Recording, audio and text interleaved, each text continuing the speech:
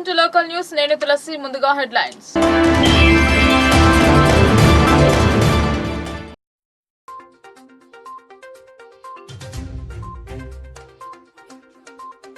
Congress ఓటమిపై parliament స్థాయి సమీక్ష.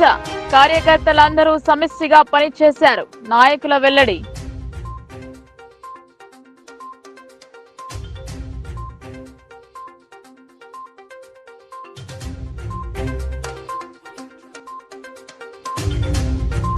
ధరణి సమస్యలను నెలాఖరులోగా పరిష్కరించాలి. డిచ్పల్లి మండలంలో కలెక్టర్ పర్యటన.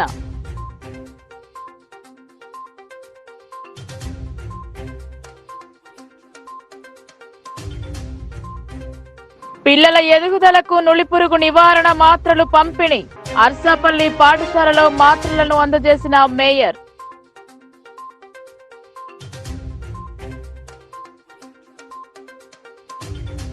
జిల్లా వ్యాప్తంగా యోగా దినోత్సవం. పైసా ఖర్చు లేకుండా ఆరోగ్యంగా ఉండండి సాధనం. భారత యోగాకు ప్రపంచ కీర్తి.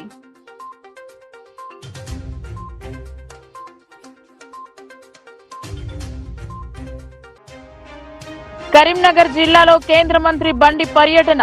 దేవాలయాల్లో ప్రత్యేక పూజలు చేసిన సంజయ్. స్వాగతం పలికిన బీజేపీ శ్రేణులు.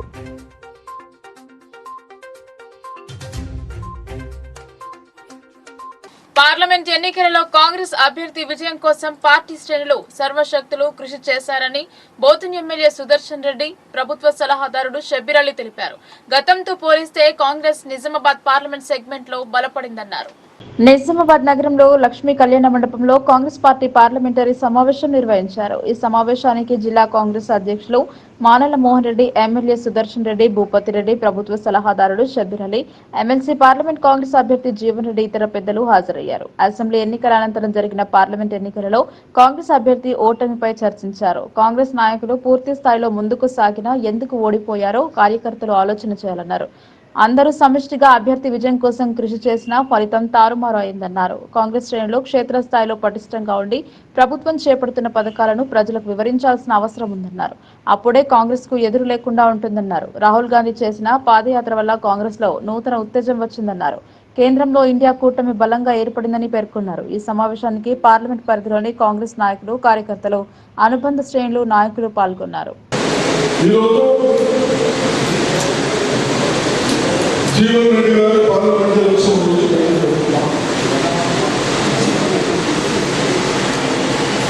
అది నా అనుభవంతో చెప్తా ఉన్నాను. ప్రజలు రేపు రాబోయే ఎలక్షన్లో మనం ప్రజలను పోవాలి. ఈ టీఆర్ఎస్ కానీ బీజేపీ కానీ 10 సంవత్సరాల్లో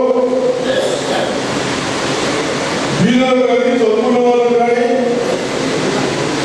ఒక ప్రాజెక్టు కానీ ఒక పవర్ ప్లాంట్ కానీ చెయ్యగా లక్షాల కోట్ల రూపాయలు బాకీలు పెట్టి మన జీవితాలతో ఆడుకున్న అటువంటి వాళ్ళు పోగేదమా అని ఒకసారి అడిగితే బీజేపీ గురించి చెప్తా ఉన్నారు. షబ్బీర్ గారు కూడా చెప్పారు. ఏదైతే యువత గురించి ప్రచారం చేశారో ఆ ప్రజలు జనరల్ సీట్లో ఒక పెద్ద మనిషి నేను గ్రామ కలగని ఒక ఎస్సీ నాయకుడు పెట్టి అక్కడికి వెళ్ళించారు. ప్రజల ఆలోచనలు అక్కడ ఏమి పనిచేయలేదు, కేవలం మాటలకి పనిచేయలేదు. కాబట్టి ఆ విధంగా ఆలోచించాలి. కానీ మన దగ్గర కూడా మనం కదా 40 సంవత్సరాలు ఎన్ని ప్రాజెక్టులు కట్టుకున్నా మనం ఎక్కడ ఏం రేటు పెంచకుండా మీ అందరికీ అందుబాటులో ఉండేటట్టు కాంగ్రెస్ ప్రభుత్వం సాంప్రదాయం చేస్తున్నారు. ఈ 10 సంవత్సరాలు కేవలం ఏ ప్రాజెక్టు లేకుండా మనం 40 సంవత్సరాలు అయితే ఇందరు మంది నడిపి ఇన్ని ఇల్లు కట్టించి అటువంటి ఎన్ని రోజులు అంటే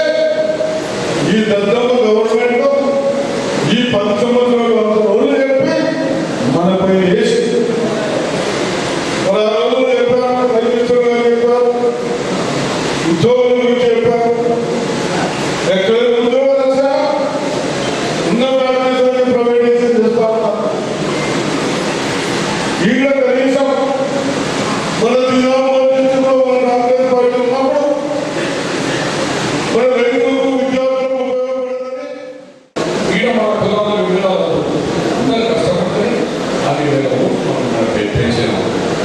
మరి ఈ విషయంలో మీకు అందరికీ ధన్యవాదాలు తెలియజేస్తూ ఇప్పుడు ఒక మిత్రుడు చెప్పినాడు, సార్ మండలం కానీ వాళ్ళ పోయినా మనకి లేదని.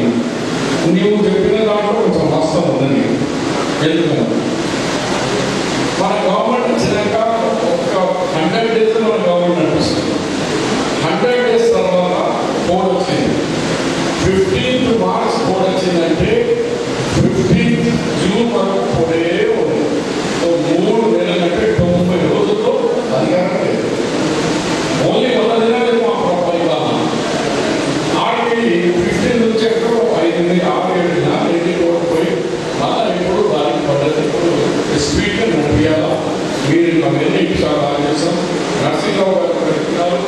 కార్యకర్తల విషయంలో డెవలప్మెంట్ విషయంలో మంచి సూచనలు ఇచ్చినారు. అవన్నీ కూడా ఇంద్రమ్మ కంపెనీల ద్వారా ఇల్లు లేని వాళ్ళకి ఇల్లు, మన పెన్షన్స్, కరెంటు అప్రూవ్డ్ ఏమిటి చాలా ఇంప్లిమెంటేషన్ జరగాలి. లేదా నేను క్యాంప్ ఆఫీస్లో మా గవర్నర్ కేశవ్ గారు ఒక మంచి కార్యక్రమం చేపడుతున్నారు. ఎక్కడెక్కడ స్టోర్లో 200 యూనిట్ ఫ్రీ కరెంటు ఈ కోడ్ వల్ల ఇంప్లిమెంట్ జరగకుండా ఏరియా ఏముందో అక్కడ కార్యక్రమాలు మొదలుపెట్టి ఒక మంచి చురుకైన కార్యకర్త నిన్న 150 అప్లికేషన్ పంపిస్తున్నారు. వాళ్ళు ఎలిజిబుల్ ఉన్నా కూడా మన ఇద్దరు ఎందుకంటే ఆఫీసులో కోడు అని ఎలక్షన్ కూడా అలాగే 500 రూపీస్ గ్యాస్ సెంటర్స్ కూడా అది కూడా సరిగ్గా ఇంప్లిమెంట్ జరగలేదు. మన 10 lakhs ఏర్పడ్డ అనుబంధం ముఖ్యంగా జిల్లా కాంగ్రెస్ అధ్యక్షుడు మోహన్ రెడ్డి గారి నేతృత్వంలో ఆనాటి నుండి ఈనాటి వరకు అందరినీ సమన్వయం చేయడం నేతృత్వంలో తన బాధ్యత నిర్వర్తించి అందరినీ కలిసికట్టుగా తీసుకుపోయినటువంటి సోదరుడు మోహన్ రెడ్డి గారు. అంటే మొత్తం 7 సెగ్మెంట్లు వాస్తవంగా నేను జయించాలి గతంలో ప్రాతినిధ్యం వహించి మన ఎన్నికలు పోటీ చేసి పరిస్థితులలో జగిత్యాలతో జీవిగా చెప్పండి ఆల్ ది అదర్ సెగ్మెంట్స్ ఇవరు కూడా తక్కువది కాకుండా ఎన్నికల్లో పనిచేసినటువంటి ఇతరులందరూ కూడా కంటెస్టెడ్ క్యాండిడేట్స్.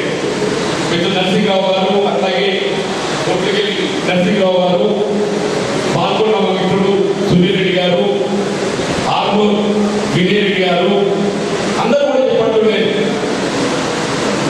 అట్లాగే ఇలా వేదికలు అలంకరించినటువంటి వివిధ హోదాల్లో ఉన్న కాంగ్రెస్ నాయకులు, ముఖ్యంగా నగర కాంగ్రెస్ అధ్యక్షులు కేశవ్ గారు చెప్పండి, మిత్రుడు షబీర్ గారి నేతృత్వంలో నిజామాబాద్ బాధ్యత నిర్వహిస్తూ కూడా మరి కామారెడ్డి బాధ్యత కూడా ఉండడంతో నేతృత్వంలో కొంత సమయం షేరింగ్ అయిన పరిస్థితులు మహేష్ కుమార్ గౌడ్ గారి నేతృత్వంలో వారు శాసనమండలి సభ్యులు గారి ప్రాంత వాస్తవుడిగా కాంగ్రెస్ పార్టీ కార్యక్రమ అధ్యక్షుడిగా వారు కూడా సమయాన్ని పూర్తిగా రికార్డు చేయడం అందరి సమన్వయం చేయడంతో వేడి చెప్పండి. నేను మొత్తం చెప్పండి, నేను నగర కాంగ్రెస్ అధ్యక్షుడు ఎట్లుండాలని చెప్పంటే కేశవ్ వేడిగా ఉండాలని చెప్పంటుంది.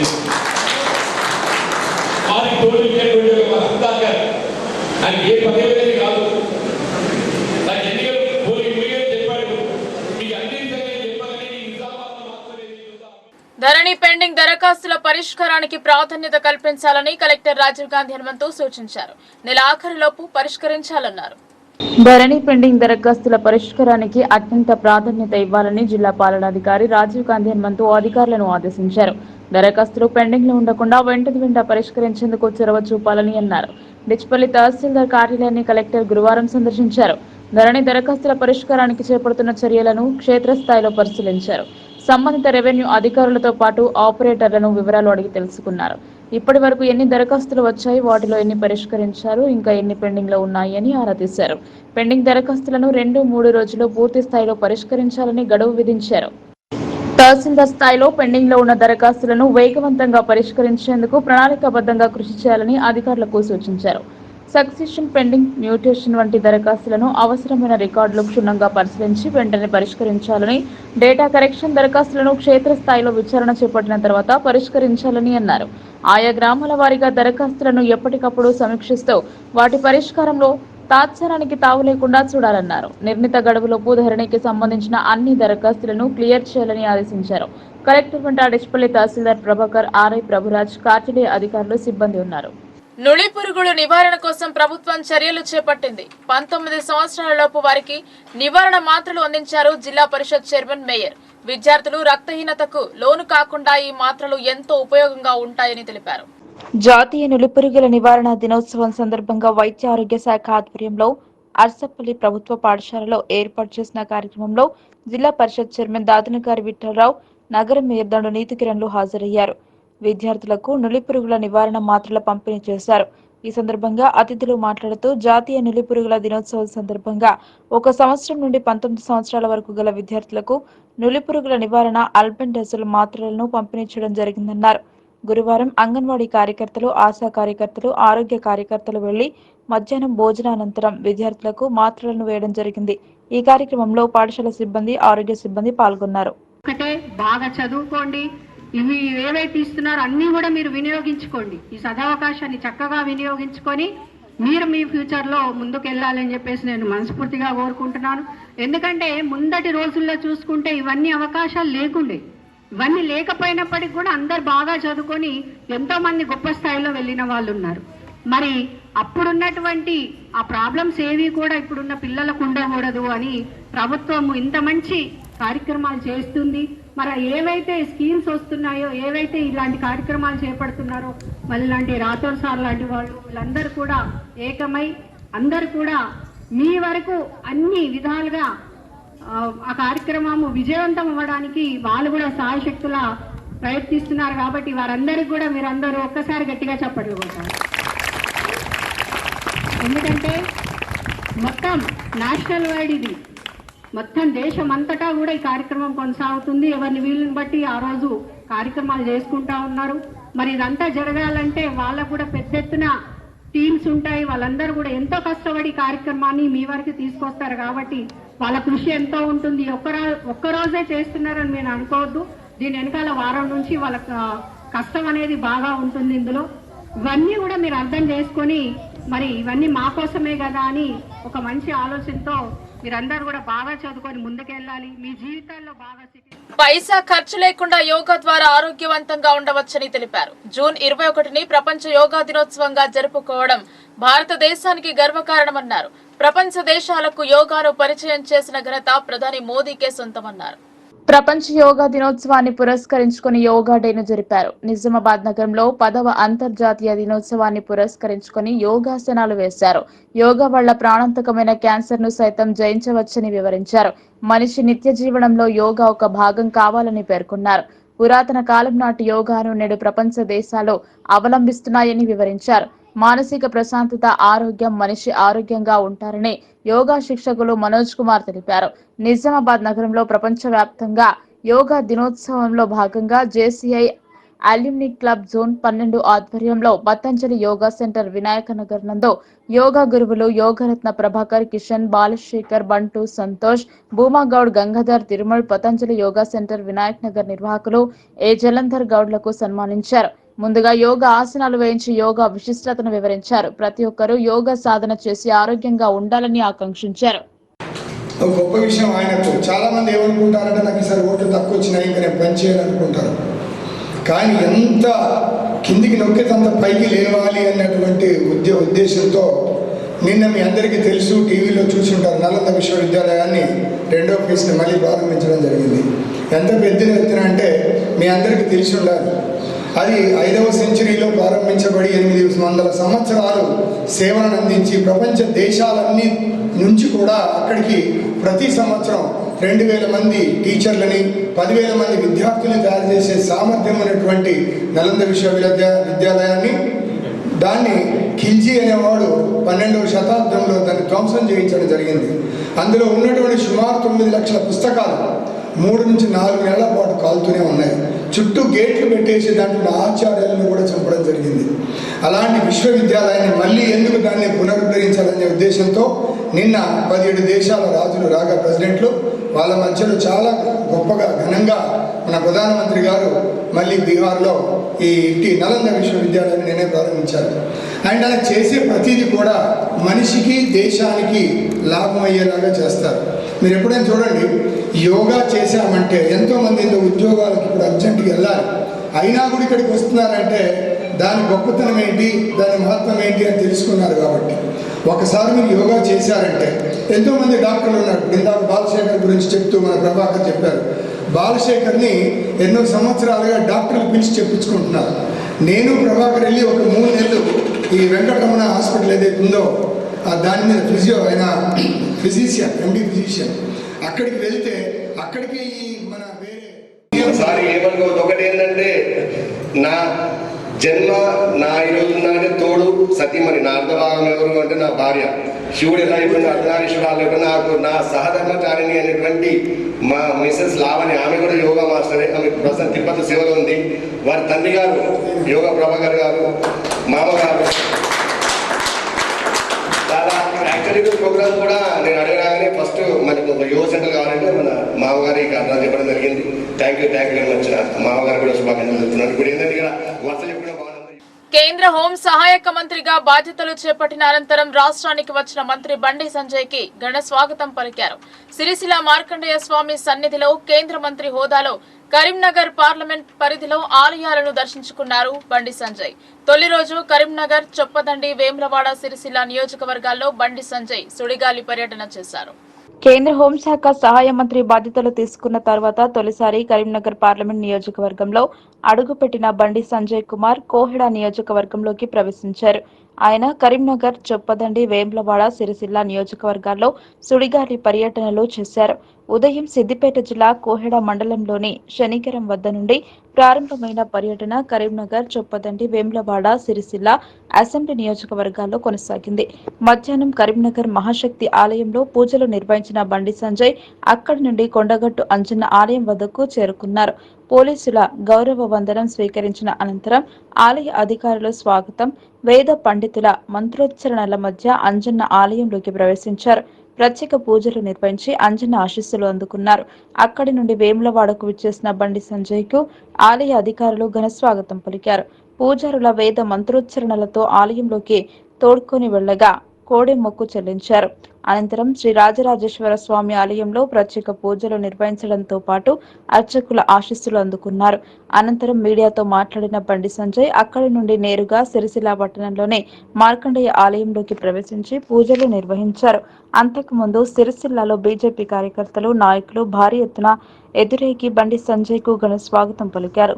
నిజామాబాద్ జిల్లా కోటగిరి మండలంలోని కొత్తపల్లి గ్రామానికి చెందిన భార్యాభర్తలిద్దరూ ద్విచక్ర వాహనంపై వెళుతున్నప్పుడు గుర్తు తెలియని వాహనం ఢీకొని మృతి చెందారు. పోలీసులు కేసు దర్యాప్తు చేపట్టారు. కోటగిరి మండలం కొత్తపల్లి నుండి కోటగిరి మార్కెట్ కు పుప్పాల సాయిబాబు, పుప్పాల పోషవ్వ అనే వీరు ఇద్దరు భార్యాభర్తలు కలిసి 2-వీలర్ టీవీఎస్ ఎక్సెల్ బైక్ పై కోటగిరి మార్కెట్ కు వెళుతుండగా ఎట్లాస్పూర్ రామాలయం ముందు గుర్తు తెలియని వాహనం ఢీకొనడంతో భార్యాభర్తలిద్దరూ అక్కడికక్కడే మృతి చెందారు.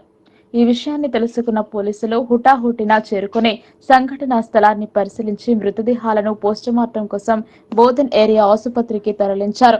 మృతులకు ఒక కుమార్తె, 2 కుమారులు ఉన్నారు. కష్టపడి చదివినప్పుడే విద్యార్థులు ఉన్నత స్థానానికి ఎదుగుతారు అని మాజీ స్పీకర్ పోచారం అన్నారు. విద్య పట్ల నిర్లక్ష్యం చేయడం తగదని విద్యార్థులకు సూచించారు. బాన్స్వాడ పట్టణంలోని జిల్లా పరిషత్ బాలిక ఉన్నత పాఠశాలతో పాటు జూనియర్ ప్రభుత్వ కళాశాలను మాజీ స్పీకర్ ఎమ్మెల్యే పోచారం శ్రీనివాసరెడ్డి సందర్శించారు. బాలిక ఉన్నత పాఠశాలలో అదనపు తరగతి గదుల నిర్మాణాన్ని, మధ్యాహ్న భోజనాన్ని, మౌలిక వసతులను ఆయన పరిశీలించారు. ఈ సందర్భంగా పాఠశాల విద్యార్థినులతో మాట్లాడుతూ ప్రతి ఒక్కరూ చదువులో కష్టపడి మెరిట్ సాధించి ఉన్నత స్థాయిని చేరుకోవాలని ఆయన విద్యార్థులను సూచించారు. ఈ కార్యక్రమంలో నార్ల రవీందర్, నార్ల ఉదయ్ కుమార్, వై కృష్ణారెడ్డి, దుద్దల అంజిరెడ్డి, మోహన్ నాయక్ తదితర నాయకులు పాల్గొన్నారు. After completion of intermediate, there are so many ways. Anybody want to become doctor, they can become doctor. Anybody want to become engineer, they can become engineer. Anybody want to study nursing college? Anybody want to search any degree, BS agriculture, BS veterinary, BS computer, BA computer, some computer, BS microbiology. There are so many concepts there. But the only thing is, wherever you want to teach, that will be allotted only on merit. If you get more marks, above 600 marks, then I get 90 marks. He will be given seat. Not for me. So in competition, you have to work hard to get maximum marks. The education is your wealth. Wealth means your property. Education is your property. Education is... NEET పరీక్ష leakage బాధ్యులపై చర్యలు తీసుకోవాలని CPM ఆధ్వర్యంలో కేంద్ర ప్రభుత్వ దిష్టిబొమ్మ దగ్ధం చేశారు. ఈ చర్యలకు పాల్పడిన వారిని కఠినంగా శిక్షించాలన్నారు. బాధ్యులపై చట్టపరమైన చర్యలు తీసుకోవాలని డిమాండ్ చేశారు. సిపిఎం పార్టీ పిలుపులో భాగంగా జిల్లా కేంద్రంలో ఎన్టీఆర్ చౌరస్తా వద్ద ధర్నా నిర్వహించి కేంద్ర ప్రభుత్వ దిష్టిబొమ్మ దగ్ధం చేయడం జరిగింది. నీట్ పరీక్షలో జరిగిన అవకతవకలపైన సమగ్ర విచారణ జరిగే బాధ్యులపైన కఠిన చర్యలు తీసుకోవాలని, అంతవరకు విద్యాశాఖ మంత్రి బాధ్యతల నుంచి వైదొలగాలని నినాదాలు చేస్తూ నిరసన వ్యక్తం చేశారు. అనంతరం సిపిఎం జిల్లా కార్యదర్శి రమేష్ బాబు మాట్లాడుతూ దేశవ్యాప్తంగా వైద్య విద్యార్థుల కోసం కేంద్ర ప్రభుత్వం నీట్ పరీక్షను ఎన్టీఏ ఆధ్వర్యంలో నిర్వహిస్తున్నదని, ప్రధానంగా ఆయా రాష్ట్ర ప్రభుత్వాలు పేపర్ లీకేజ్ ఇతర అవకతవకలకు పాల్పడుతున్నాయని అన్నారు.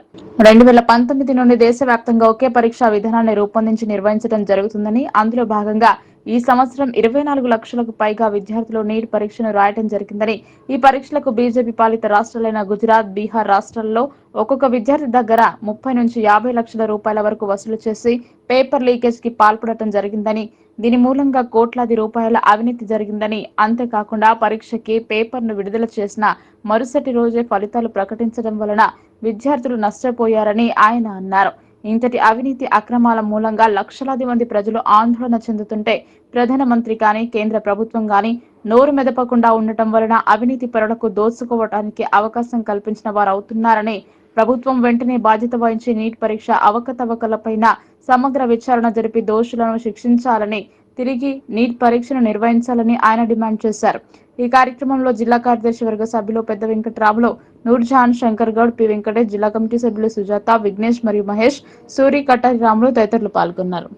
ఏదైతే వైద్య విద్యార్థుల కోసం నిర్వహించేటువంటి నీట్ పరీక్షలో ఈరోజు 24 లక్షల మంది విద్యార్థులు నీట్ పరీక్ష కోసం ఎగ్జామ్ రాసినటువంటి సందర్భంలో ఏదైతే బీజేపీ, ఎన్డీఏ పాలిత రాష్ట్రాల్లో ఉన్నటువంటి ఆయా ప్రభుత్వాలు ఈరోజు నీట్ పరీక్షా పత్రాన్ని లీకేజ్ చేసి ఒక్కో విద్యార్థి దగ్గర 30 నుంచి 50 లక్షల రూపాయల దాకా వసూలు చేసి అవినీతికి పాల్పడ్డారని ఈరోజు బయటపడతా ఉంటే, దీని మీద కేంద్ర ప్రభుత్వం అట్లాగే ప్రధానమంత్రి నరేంద్ర మోడీ నోరు మెదపకుండా ఈ పరీక్షలో ఏదైతే ఈ లీకేజ్కి బాధ్యులపైన చర్యలు తీసుకోకుండా ఈరోజు తాత్సారం చేయటం అంటే 24 లక్షల మంది పేద మధ్యతరగతి విద్యార్థుల యొక్క జీవితాలతో ఆటలాడుకోవటమే అనేటువంటిది సిపిఎం పార్టీగా భావిస్తూ ఉన్నాం.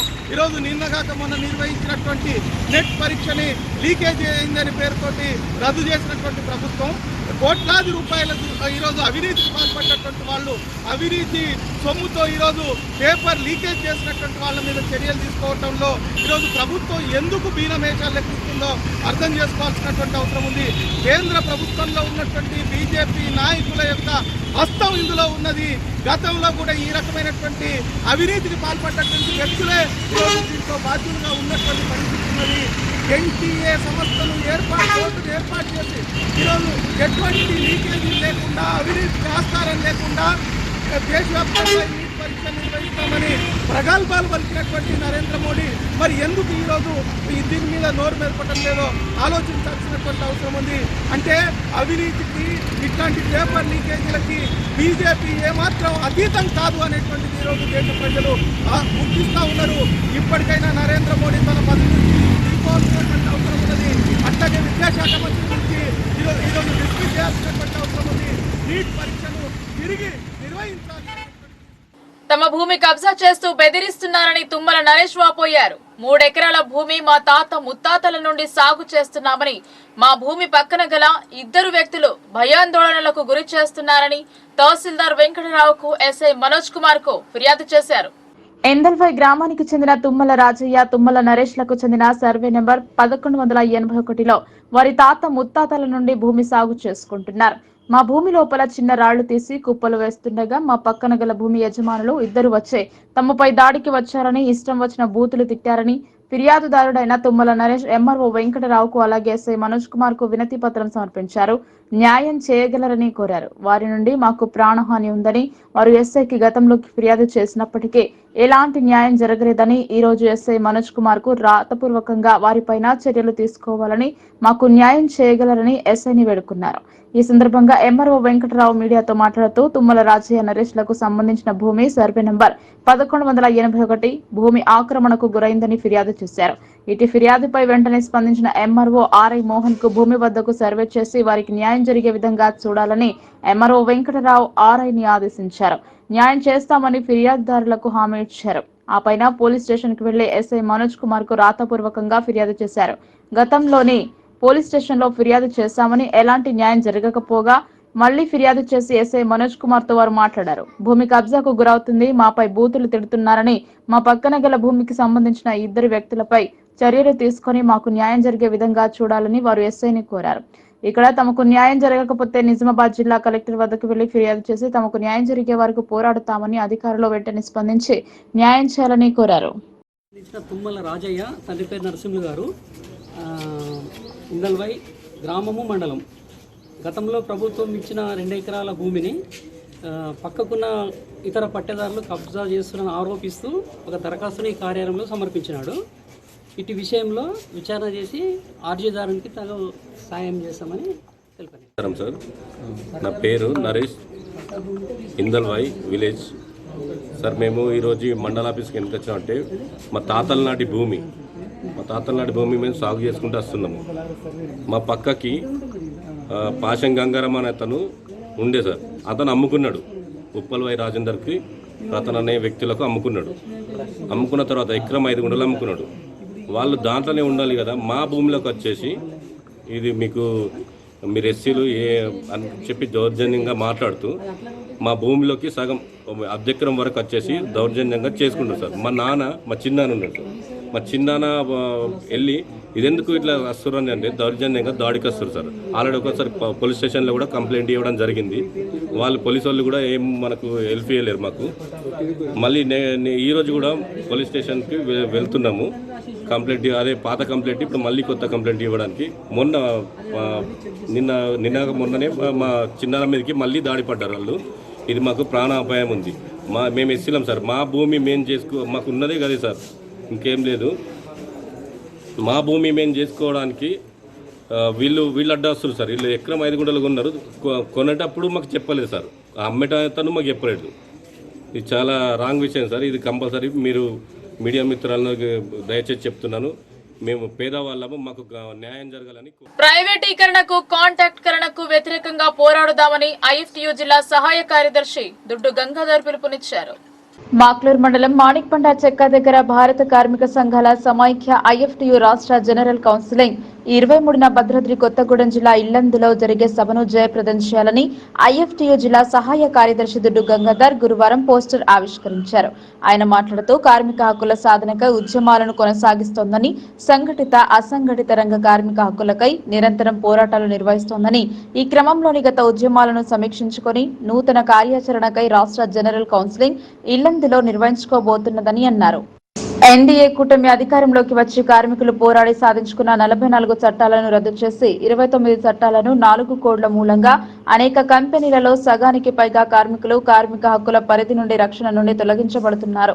కేంద్ర రాష్ట్ర పాలకులు అనుసరిస్తున్న ప్రైవేటీకరణకు, కార్పొరేటీకరణకు వ్యతిరేకంగా ఐఎఫ్టియు పోరాటాలు నిర్వహిస్తోందని, కార్మిక వర్గంపై జరుగుతున్న దాడులకు వ్యతిరేకంగా ఐక్యంగా పోరాడాలని అన్నారు.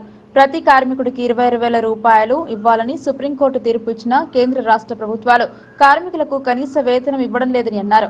నిత్యావసర ధరలు ఆకాశం అందుతుంటే కనీస వేతనాలు కార్మికులకు అమలు చేయడం లేదని ఆవేదన వ్యక్తం చేశారు. పరిశ్రమల పేరిట భారతదేశాన్ని అంబానీ, ఆదాని అనే బడా కార్పొరేట్ శక్తులకు దేశాన్ని అప్పనంగా అప్పజెప్తున్నారని అన్నారు. ఈ కౌన్సిలింగ్ విజయవంతం చేయాలని అన్నారు. పోస్టర్ ఆవిష్కరణలో భీమ్ సింగ్, ప్రశాంత్, అనిల్, మారుతి పాల్గొన్నారు. భారత కార్మిక సంఘాల సమైక్య జనరల్ కౌన్సిల్ పోస్టర్ ఆవిష్కరించుకోవడం జరిగింది. కొత్తగూడెం జిల్లా ఇల్లెందులో జరుగు రాష్ట్ర జనరల్ కౌన్సిలింగ్ కార్మికులు విజయవంతం చేయాలని చెప్పేసి కోరుతా ఉన్నాం. కేంద్ర ప్రభుత్వం కార్మికులకు అనేక రకాలుగా ఇబ్బందులు పెడుతున్నది. ప్రైవేటీకరణ, కార్పొరేటీకరణకు వ్యతిరేకంగా కార్మికులు పోరాడాలని చెప్పేసి కోరుతా ఉన్నాం. ప్రతి కార్మికుడికి 26,000 రూపాయలు ఇస్తానని చెప్పి కోర్టు తీర్పిచ్చినా కానీ కేంద్ర రాష్ట్ర ప్రభుత్వాలు నిమ్మకు నీరెత్తినట్లు వ్యవహరిస్తున్నాయి. వెంటనే ప్రతి కార్మికుడికి 26,000 రూపాయలు ఇవ్వాలని చెప్పేసి ఐఎఫ్టీగా డిమాండ్ చేస్తూ ఉన్నాం. ఇవాళ దేశంని బడా కార్పొరేట్ శక్తులకు, అంబానీ, ఆదాని అటువంటి కార్పొరేట్ శక్తులకు దేశాన్ని నరేంద్ర మోడీ ఇవాళ తాకట్టు పెడుతున్నాడు. వెంటనే ఇవి ఉపసంహరించుకోవాలని చెప్పేసి 44 చట్టాలను కార్మికులు పోరాడి సాధించుకుంటే కేంద్ర ప్రభుత్వం ఇవాళ 4 కోట్లుగా విధించి కార్మికులకు తీరని అన్యాయం చేస్తుందని చెప్పేసి కోరుతా ఉన్నాం. ఇల్లందులో జరిగే ఈ కౌన్సిలింగ్కు కార్మిక లోకం, ప్రజలు పెద్ద ఎత్తున పాల్గొని విజయవంతం చేయాలని. నిజామాబాద్ నగరంలోని మున్సిపల్ నగరపాలక సంస్థలో పనిచేస్తున్న అవుట్ సోర్సింగ్ కార్మికురాలు లలిత తన విధి నిర్వహణలో ట్రాక్టర్ పై వస్తున్న లలిత ప్రమాదవశాత్తు మరణించడం జరిగింది. లలిత కుటుంబాన్ని ఆదుకోవాలన్నారు. విధి నిర్వహణలో మరణించిన లలిత కుటుంబంలో ఒకరికి ఉద్యోగం ఇవ్వడంతో పాటు ఈఎస్ఐ, పిఎఫ్ ఇన్సూరెన్స్, యాక్సిడెంట్ జరిగినటువంటి ట్రాక్టర్ ఇన్సూరెన్స్ బెనిఫిట్లను వారి కుటుంబానికి ఇప్పించే బాధ్యత నగరపాలక సంస్థ కమిషనర్ మకరందే అని యూనియన్ నాయకులతో జరిపిన చర్చల్లో తెలిపారు. Telangana state municipal staff and out sourcing workers union AITUC కార్యనిర్వాహక అధ్యక్షులు పి సుధాకర్, ప్రధాన కార్యదర్శి పి నరసింహరావు, సందీప్ మరియు లలిత కుటుంబీకులు పాల్గొన్నారు.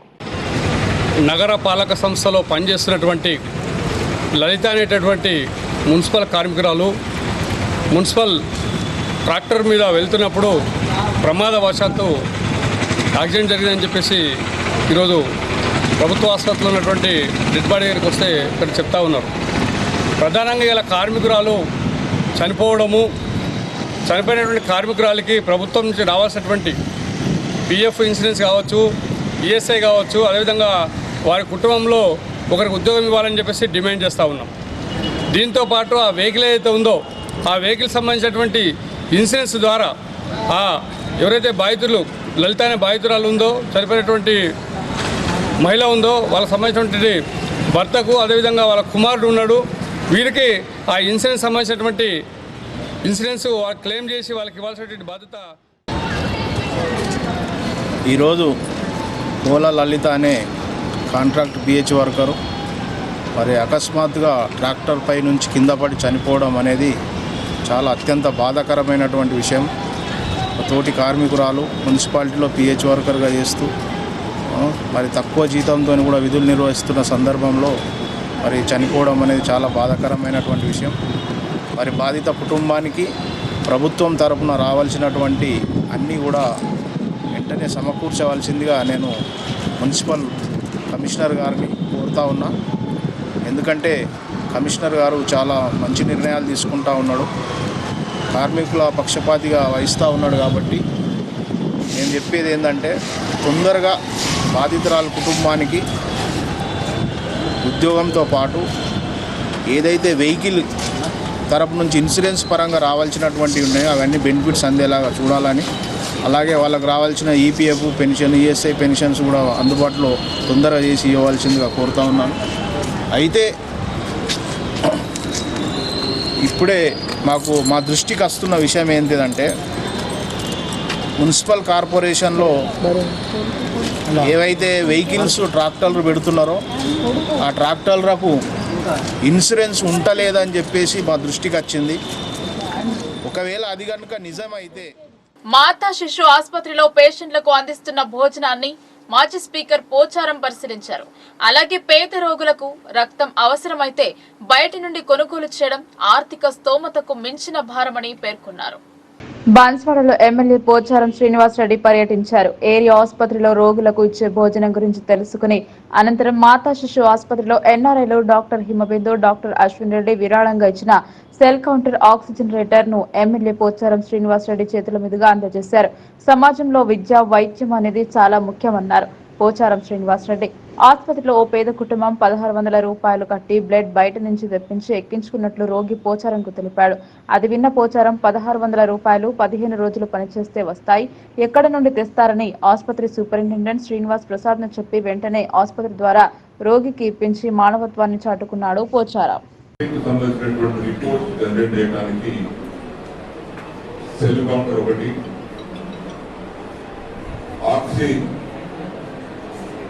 ఆక్సిజనేటర్ ఈ రెండు ఈరోజు డొనేట్ చేసిన సందర్భంలో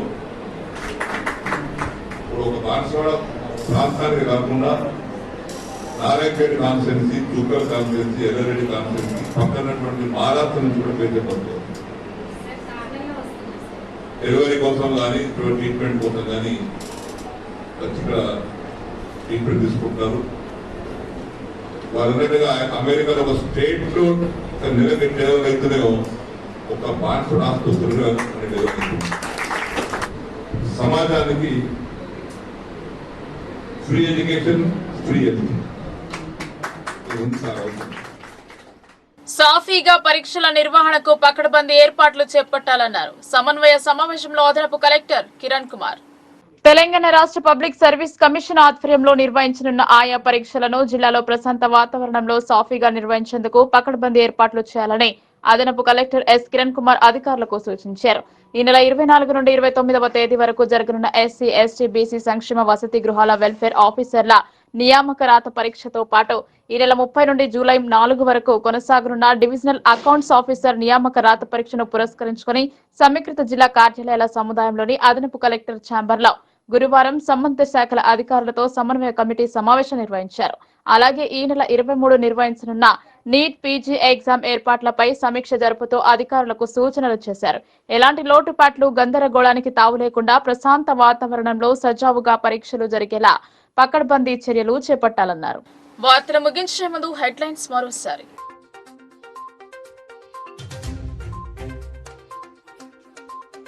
కాంగ్రెస్ ఓటమిపై పార్లమెంట్ స్థాయి సమీక్ష, కార్యకర్తలందరూ సమిష్టిగా పనిచేశారు, నాయకుల వెల్లడి.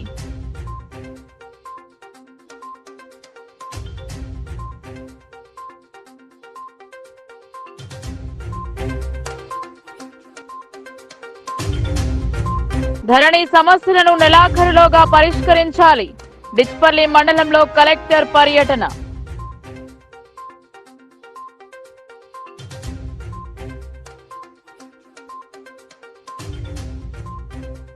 పిల్లల ఎదుగుదలకు నులిపురుగు నివారణ మాత్రలు పంపిణీ, అర్సాపల్లి పాఠశాలలో మాత్రలను అందజేసిన మేయర్.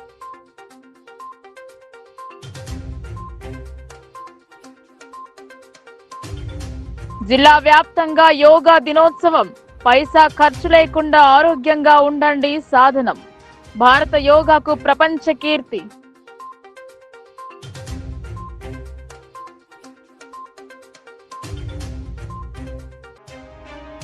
కరీంనగర్ జిల్లాలో కేంద్ర మంత్రి బండి పర్యటన, దేవాలయాల్లో ప్రత్యేక పూజలు చేసిన సంజయ్, స్వాగతం పలికిన బీజేపీ శ్రేణులు.